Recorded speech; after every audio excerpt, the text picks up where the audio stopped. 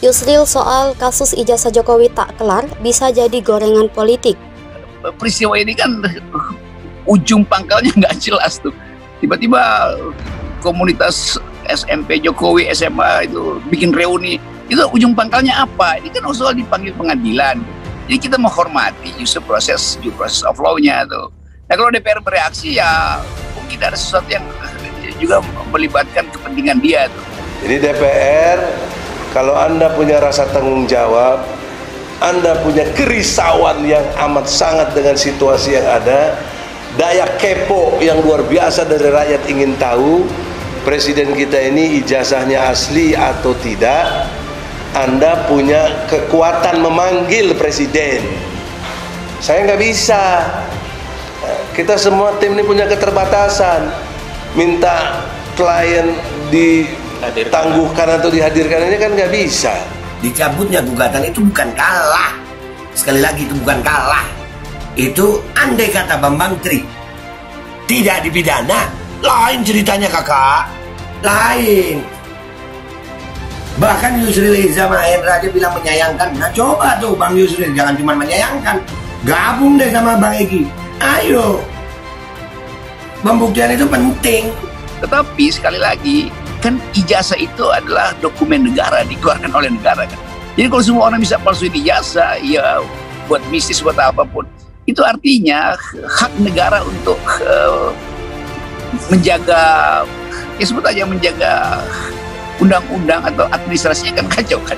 Kan memasukkan ijazah sama dengan memasukkan uang, karena dua-duanya punya fungsi transaksional gitu.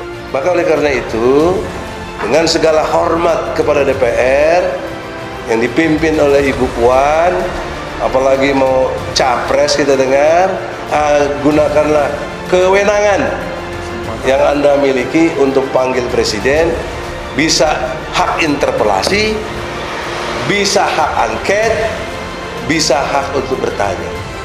Itu kewenangan DPR konstitusional.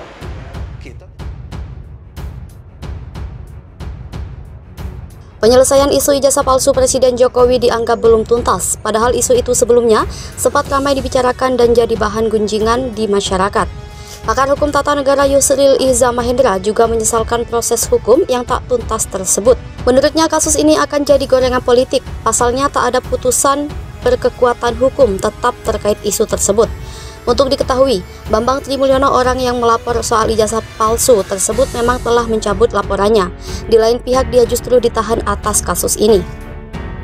Terkait kasus ini, kedua pihak baik terlapor maupun pelapor sama-sama tak memberikan bukti kuat. Keduanya hanya membuat opini yang bisa membentuk berbagai persepsi di masyarakat.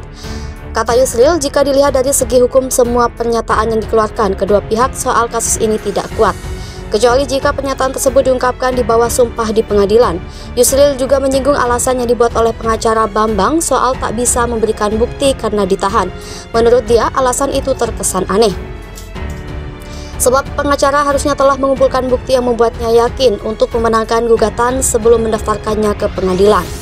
Di sisi lain, Yusril juga menyayangkan polisi yang malah memproses Bambang secara hukum setelah gugatan didaftarkan.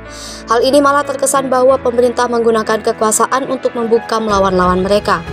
Ini hasil penelusuran soal ijazah SMA Jokowi yang diisukan hasil mencuri. Sebuah video viral di media sosial baru-baru ini. Video itu menyebut ijazah SMA Presiden Joko Widodo merupakan hasil curian. Dalam video berdurasi lebih dari 3 menit itu, tampak seorang laki-laki yang diduga adalah penulis buku Jokowi Undercover bernama Bambang Tri. Ia mengatakan ijazah Presiden Jokowi semasa SMA merupakan hasil mencuri dari seseorang bernama Joko Wahyudi. Tim Kompas.com kemudian melakukan penelusuran. Kami berhasil bertemu dengan Joko Wahyudi yang tidak lain merupakan teman satu kelas Jokowi ketika mengenyam pendidikan di SMPP 40 alias SMA Negeri 6 Surakarta. Diketahui di kediamannya Ditemui di kediamannya Bilangan Kecamatan Kartasura, Kabupaten Sukoharjo, Jawa Tengah, Sabtu 15 Oktober 2022. Joko membeberkan sejumlah fakta yang dapat membuktikan bahwa pernyataan laki-laki di dalam video viral tersebut adalah kabar bohong. Ia memulai ceritanya dari saat pertama kali menjejak di sekolah yang terletak di Jalan MR Sartono, Kecamatan Banjarsari, Surakarta itu. Informasi Informasi pentingnya, SMPP 40 itu sebelumnya adalah pecahan dari SMA Negeri 5 Surakarta. SMPP 40 itu sendiri merupakan cikal bakal dari SMA Negeri 6 Surakarta. Secara legal, sekolah tersebut dilabeli SMPP 40. Namun demikian, karena semua pihak saat itu sudah mengetahui bahwa SMPP 40 bakal menjadi SMA Negeri 6 Surakarta, secara psikologis, stakeholder lebih banyak menyebut sekolah itu sebagai SMA Negeri 6 Surakarta. Pada papan nama sekolah sendiri tertera SMPP 40, SMA Negeri 6 Surakarta, bahkan di badge seragam sekolah tidak lagi tertulis SMPP 40, melainkan SMA Negeri 6 Surakarta. Sekolah tersebut baru secara resmi berganti nama menjadi SMA Negeri 6 Surakarta pada tahun 1985, 5 tahun setelah Joko Wahyudi dan teman-temannya seangkatannya termasuk Jokowi lulus dari sekolah tersebut. Maka tak heran bila dalam ijazah siswa di bawah angkatan 1985 tertulis alma mater mereka adalah SMPP 40.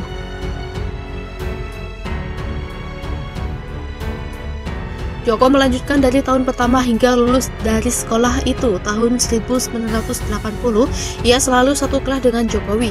Namun kelas 1 ia agak lupa tepatnya berada di kelas mana. Tetapi untuk kelas 2 dan 3 ia ingat betul mereka berada di kelas 2 IPA 2 dan 3 IPA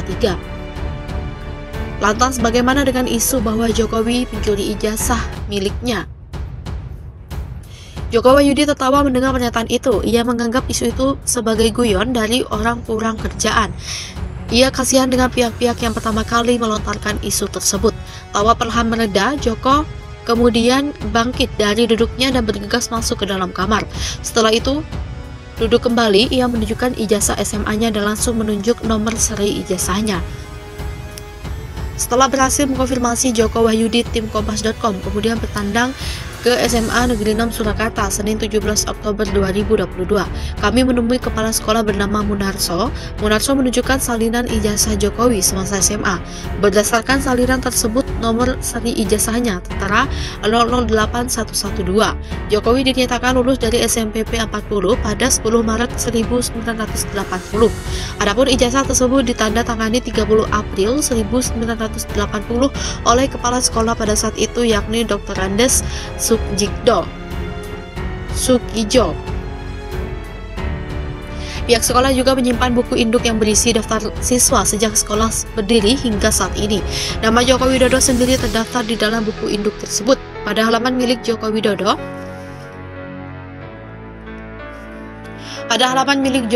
tertera sejumlah informasi mulai dari identitas, tempat dan tanggal lahir, nama ibu dan ayah, tahun masuk hingga tahun lulus. Isu ijazah palsu Jokowi sendiri sebenarnya telah lama beredar di masyarakat. Bambang Tri adalah salah satu sosok yang terus-menerus menggembar-gemborkan isu tersebut. Bambang Tri sendiri sempat melayangkan gugatan perdata di Pengadilan Negeri Jakarta Pusat Senin 3 Oktober 2022 terkait ijazah Jokowi. Bambang menggugat Jokowi ihwal duga menggunakan ijazah palsu saat mengikuti Pilpres 2019.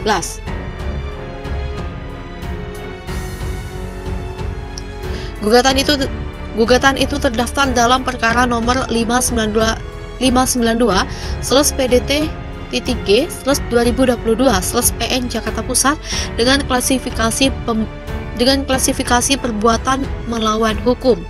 Penggugat meminta agar Jokowi dinyatakan telah membuat keterangan tidak benar atau memberikan dokumen palsu berupa ijazah SD, SMP, dan SMA atas nama Joko Widodo. Penggugat juga meminta agar Jokowi dinyatakan melakukan PMH karena menyerahkan dokumen ijazah yang berisi keterangan tidak benar atau memberikan dokumen palsu sebagai kelengkapan syarat pencalonannya sesuai aturan KPU. Meski demikian, belakangan Bambang Tri ditetapkan sebagai tersangka atas kasus dugaan penyebaran ujaran kebencian berdasarkan sara atau penistaan agama. Dalam kasus yang sama, polisi juga menetapkan Sugi Nur sebagai tersangka. Pentersangkaan keduanya merujuk pada video yang diunggah Sugi Nur di channel YouTube-nya Gus Nur 13 Official.